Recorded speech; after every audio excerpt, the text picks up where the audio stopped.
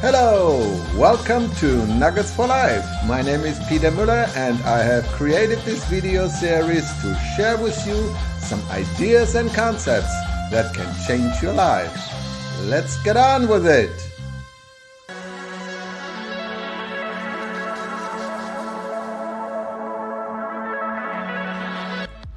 Today we talk about nugget number 3, Master Your Digital Universe, Part 1.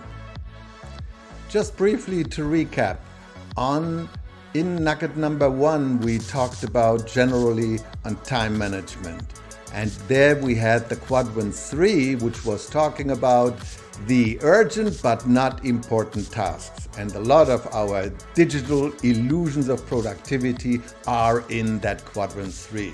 So go back to nugget number 1 and get a recap if this is not on top of your mind. In nugget number 2, we talked about the digital detox. As with every addictive behavior and addiction, we have to get the trigger away from us, meaning that we have to unplug and disconnect. These strategies we have covered in number 2. So we go through a 30-day detox and an early recovery program, but to establish a habit, we know it takes about 100 days until we have set a habit which can last lifelong and we are not falling back. So now we talk about, after we went through the initial detox, on how to use our smartphone effectively and efficiently. Here is our digital universe where the smartphone plays a key role. The smartphone connects us to the outside world with the Wi-Fi access in every store where we are or at home on our LAN and when we travel. So it gets everything from the outside and it can connect then also to we can connect it to our devices in-house. And here I recommend right off the bat, for your smartphone, get a cable that you can connect your smartphone with a USB port to your laptop or desktop or your digital device or your external storage, as you can see, the stick or your external hard drive. That is just for file movement on a very quick and effective way. The cell phone as such is at the core of it because it is always with you and you have to be able to move information around everywhere in the world and to your devices. And as you can see down there, the Wi-Fi, and in the cloud, there you can keep your core information and you always get either from your desktop, laptop to the cloud and from the cell phone to your cloud. So these interchanges we talk about in another nugget on how to do that. Today we focus on the effective and efficient way using your smartphone. Smartphone is the portal to the world. These are the must-have apps you have. You have to have an app for your email and for your messaging. Your messaging is most of the time attached to one or two multiple of your social media accounts. Secondly, you need a good camera and video app for your phone that you can use the photo and video capacity of your phone.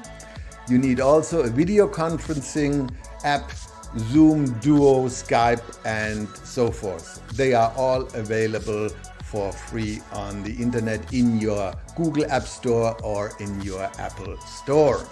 Then you need a calendar app to manage your appointments and so forth. You need a notepad for quick notes, for taking meeting notes and so forth.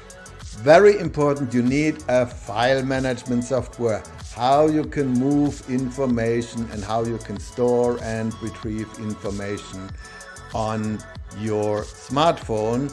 And this is a universal technique we talk about in our next nugget, in nugget number 4, about this process.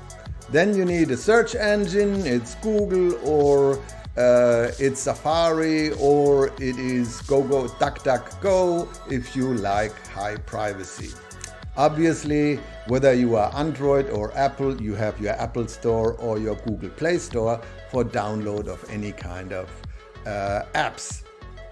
Nice to have apps are voice recording, that you can take quick notes for yourself, speech writing, if you like to speak and your memo is basically written on the fly, and your reading glasses. Get one of those apps. If you forgot your reading glasses, you can convert your cell phone very quickly to a magnifying glass. Last but not least, for sure, it's nice to have your social media, your Facebook, Instagram, Twitter, WhatsApp, and so forth on your smartphone, but obviously only used at the times when you are not unplugged and disconnected.